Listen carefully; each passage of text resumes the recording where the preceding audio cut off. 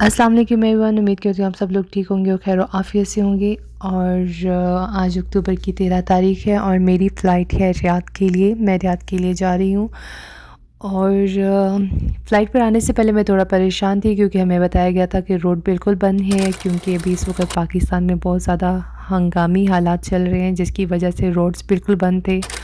तो मैं इसलिए परेशान हो रही थी कि ये ना हो कि हमारी फ़्लाइट मज़ीद डिले हो और हमें किसी भी किस्म की मुश्किलात का सामना करना पड़े, क्योंकि ऑफ़ कोर्स हमें अल्टरनेटिव रोड का इंतख़ाब करना पड़ेगा एयरपोर्ट जाने के लिए। लेकिन अल्हम्दुलिल्लाह कि हम लोगों को किसी भी किस्म की मुश्किल का सामना नहीं करना पड़ा। हम लोग सेफ़ली जा रहे थे। रास्ते में कहीं-कहीं कंटेनर्स लगे हुए थे, लेकिन ये है कि कुछ रास्ता था वहाँ से गुज़रने के लिए, वो भी हमारे लिए इनफ़ था। हमें बिल्कुल भी टाइम नहीं लगा। अलबत्ता हम लोग अपने टाइम से पहले एयरपोर्ट के पास पहुंच गए थे और अलबत्ता हम लोग खुश हो रहे थे। जो ख़बरें हमें दिखाई जा रही थी कि वो वैसा बिल्कुल भी नहीं था, रोड्स बिल्कुल ठीक थे और हम लोग 30 मिनट अर्ली पहुंच गए थे, क्योंकि रोड ज़्यादातर खाली थे। हंगामी हालत होने की वजह से ज़्यादातर लोग अपने घरों से नहीं निकले होते, लेकिन ज़ाहिर है जिन लोगों ने अपने काम पे जाना है वो तो अपने घर से निकलेंगे ही।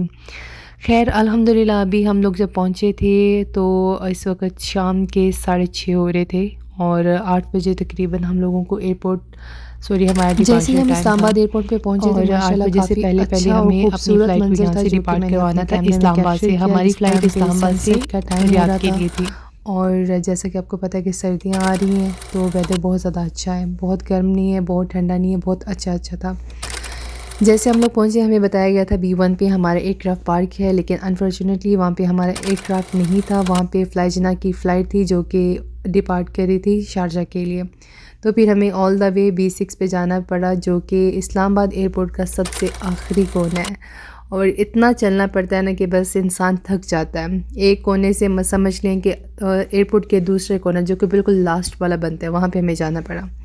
खैर अल्लाह अल्लाह करके हमारी फ़्लाइट ऑन टाइम डिपार्ट हुई और इसके बाद हमें ड्यूरिंग बोर्डिंग ही पता चल गया था कि हमारे फ़र्स्ट ऑफ़िसर की आज बर्थडे है। तो वो भी किसी वजह से इन्हीं हंगामी हालात की वजह से जो हमारी कंट्री में इस टाइम पे हैं, उस वजह से अपनी बर्थडे सेलिब्रेट नहीं कर पाए। तो हमारी पर्सन ने उनके लिए ये एक छोटा सा बर्थडे अरेंज किया था, उनको सरप्राइज़ दिया था। उनको नहीं पता था कि उनके लिए बर्थडे सेलिब्रेशन के लिए कुछ केक्स वगैरह मंगवाए गए थे, क्योंकि हमें एयरपोर्ट पे उस टाइम पे यही मिला था, जो कि एक बहुत अच्छा गेस्चर भी था उनका। और करना भी चाहिए, इंसान को अच्छाई फैलानी चाहिए, इससे कोई फ़र्क नहीं पड़ता। हर कोई अच्छाई में इनिशिएट लेता है, बजाय कि इंसान उसके लिए कुछ गलत सोचे, उसको अच्छा और अप्रिशिएट करना चाहिए।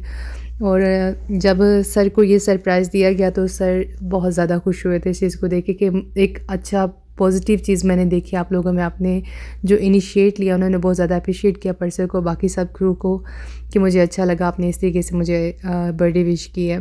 बिल्कुल घर वाली फीलिंग सी मेरे लिए, तो हमें भी अच्छा लगा। और जैसे ही हमने फिर सर को बर्थडे विश करने के बाद हमें खुद भी बहुत ज़्यादा भूख लगी हुई थी। फिर हम लोगों ने भी केक भी खाया था और फिर हमने अपना खाना वगैरह गर्म हो चुका था उस टाइम तक और हमें भी भूख लग रही थी। फिर हमने खाना खाया। हमारे पास उस टाइम पे बहुत ज़्यादा ऑप्शंस थे खाने के लिए और एक हमने मिस खाना हमारे खाने के साथ बाद मिस पैसेंजर्स श्वेता के लिए भी अपने मील घर से गर्म हो चटनी चुका बना था। के लाई हमने थी, वो जैसे खाना कि बहुत हमने ही ज़्यादा पैसेंजर के लिए डिलीशियस थी सर्विस और रेडी की खाने के साथ और और ज़्यादा पूरा अच्छी लग तैयार रही थी। कर हमारे लिया खाने को खाना और 4 चाँद जल्दी से लगा अपनी रही थी। सर्विस बड़ा ख़त्म मज़ा आया करके हमें खाना खाने के हमने लिए। अपना काम तमाम किया और इसके बाद फिर हमने अपनी सारी सर्विस मुकम्मल की और हमारी फ़्लाइट भी एंड हो चुकी थी। आज जो हमारी फ़्लाइट थी वो तकरीबन 4 घंटे और 20 मिनट की थी, लेकिन हमें शॉर्टकट मिल गया जिसकी वजह से हम 20 मिनट अर्ली पहुंच गए थे रियाद में।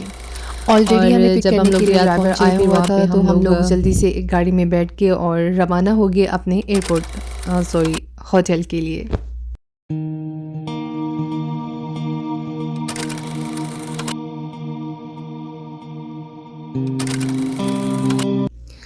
जब हम लोग होटल के लिए जा रहे थे रास्ते में तो हमें एक अदद जहाज़ फ्लाइनास का मिला, जो कि पैदल पैदल जा रहा था एयरपोर्ट की तरफ।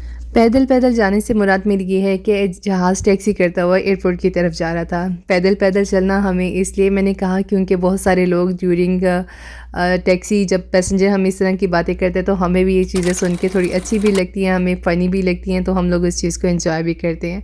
खैर इसी तरह हंसी खुशी में हमारी फ़्लाइट्स गुजर जाती हैं और एंजॉय करते करते हमारा काम भी हो जाता है और हम आराम भी कर लेते हैं। अभी हम खैरियत से पहुंच चुके हैं अपने होटल में और अभी हम लोग जा रहे हैं और दूसरा क्रू फ़्लाइट पे जाने के लिए बिल्कुल रेडी वहाँ पे तैयार खड़ा था।